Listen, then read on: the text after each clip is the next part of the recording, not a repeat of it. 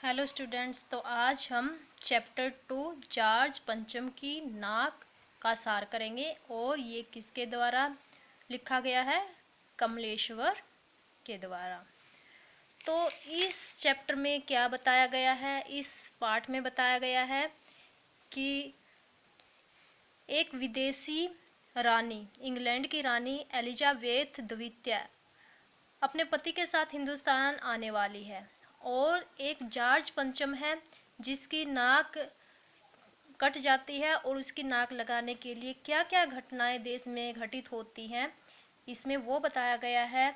और बताया गया है कि कैसे हम विदेशियों की नाक बचाने के लिए हम भारतवासी अपनी नाक कटवाने के लिए तैयार रहते हैं। जिन विदेशियों के हम बहुत दिनों तक गुलाम रहे, उन्हीं की नाक बचाने के लिए हम अपनी नाक कटवाने के लिए तैयार रहते हैं। इस पाठ में यही बताया गया है। तो देखो पाठ का सार। इंग्लैंड की रानी एलिजाबेथ द्वितीय अपने पति के साथ हिंदुस्तान पधारने वाली थी। सारे देश की अखबारें इस शाही दौरे की खबरों से भरी रहती थी। लंदन से उड़ने वाली हर खबर यहाँ सुर्खियों में दिखाई देती थी। सुर्खियाँ यानी कि जो हमारी हेडलाइंस होती हैं। इस दौरे के लिए छोटी से छोटी बात पर भी सबकी निगाहें टिकी हुई थी।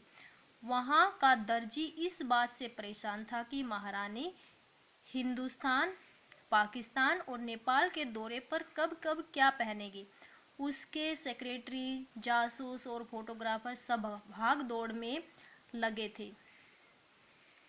रानी ने 400 पौंड खर्च कर हल्के नीले रंग का रेशमी सूट बनवाया था, जिसकी खबर भी अखबारों में छपी थी।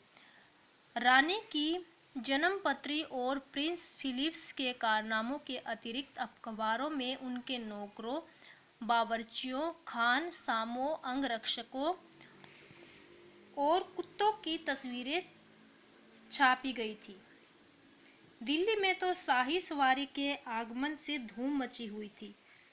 वहां की सदा धूल मिट्टी से भरी रहने वाली सड़कें क्या हो गई थी? साफ। जैसे हमारे आसपास के मोहल्ले में कोई मेहमान आता है तो हम आसपास की गलियों की, घरों की सबकी सफाई करते हैं। ऐसे ही उसके स्वागत में हमारे देश में क्या शुरू हो गई थी? सफाई शुरू हो गई थी। इमारतों को सजाया गया था, संवारा गया था। पर एक बहुत बड़ी मुश्किल सामने आ गई थी। नई दिल्ली में जॉर्ज पंचम की मूर्ति की नाक नहीं थी। किसकी? जॉर्ज पंचम की, जो कि एक विदेशी की मूर्ति थी। कई राजनीतिक पार्टियों ने इस मूर्ति को लेकर आंदोलन किए थे। कई प्रस्ताव पास हुए थे, अनेक भाषण दिए गए थे और गर्मागर्म बहसें हुई थी कि जॉर्ज पंचम की नाक रहने दी जाए या हटा दी जाए। कुछ लोग इसके पक्ष में थे तो कुछ विपक्ष में थे। सरकार ने जॉर्ज पंचम की नाक सुरक्षा के लिए हथियार बंद पहरेदार तैनात कर दिए थे। पर हादसा हो ही गया। इंडिया गेट के सामने वाले जॉर्ज पंचम की लाट की नाक अचानक क्या हो गई? गायब हो गई थी।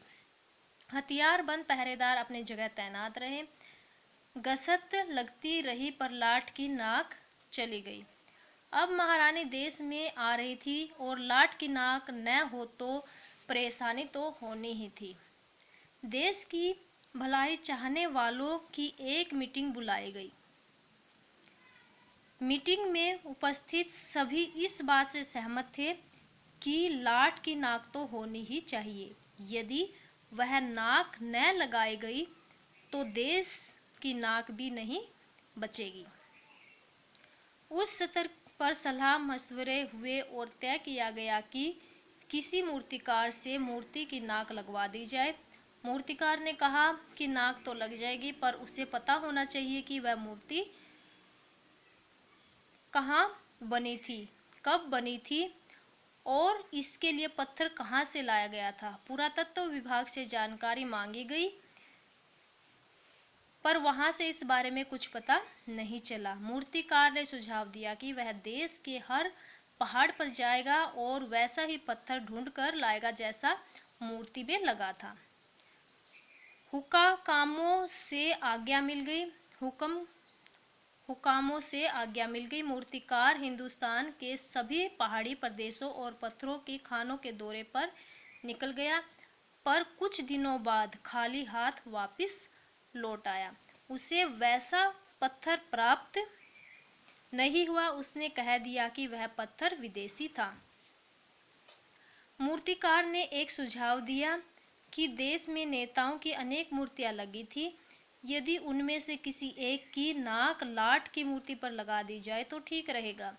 सभापति ने सभा में उपस्थित सब की सहमति से ऐसा ही करने की आज्ञा दे दी, पर साथ ही सावधान रहने की बात समझा दी ताकि यह खबर अखबारों तक न पहुंचे। मूर्तिकार ने फिर देश भर का दौरा किया। जार पंचम की खोई हुई नाक का नाप उसके पास था। उसने सभी देशभक्तों की नाकें नापी, जैसे दादा भाई नारोजी, गोखले, तिलक, शिवाजी, कावस जी, जहांगीर, गांधी जी, सरदार पटेल, महादेव देसाई, गुरुदेव रविंद्रनाथ, सुभाष चंद्र बोस, राजा राम मोहन राय, चंद्रशेखर आजाद, बिस्मिल, मोतीलाल, मदन मोहन मालवीय, सत्यमूर्ति, लाला लाजपत राय, भगत सिंह आदि सबकी मूर्तियों को भली भांति देखा परखा।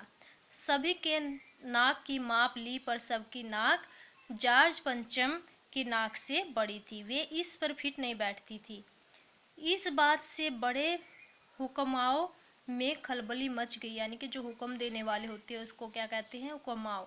अगर जॉर्ज की नाक न लग पाई तो रानी के स्वागत का कोई मतलब नहीं था। मूर्तिकार ने एक सुझाव दिया, एक ऐसा सुझाव जिसका पता किसी को नहीं लगना चाहिए था। देश की 40 करोड़ जनता में से किसी की जिंदा नाक काट कर मूर्ति पर लगा देनी चाहिए, यानी किसी जीवित व्यक्ति की नाक को काट के मूर्ति पे लगा देना चाहिए। यह सुनकर सभापति परेशान हुआ, पर मूर्तिकार को इसकी इजाजत दे दी गई। अखबारों में केवल इतना छपा कि नाक का मसला हल हो गया है और इंडिया गेट के पास वाली जॉर्ज पंचम की लाट की नाक लग रही है। नाक लगने से पहले फिर हथियारबंद पहरेदारों की तैनाती हुई। मूर्ति के आसपास का तालाब सुखाकर साफ किया गया, उसकी रवाव निकाली गई और ताज़ा पानी डाला गया ताकि लगाई जाने वाली जिंदा नाक सूख न जाए।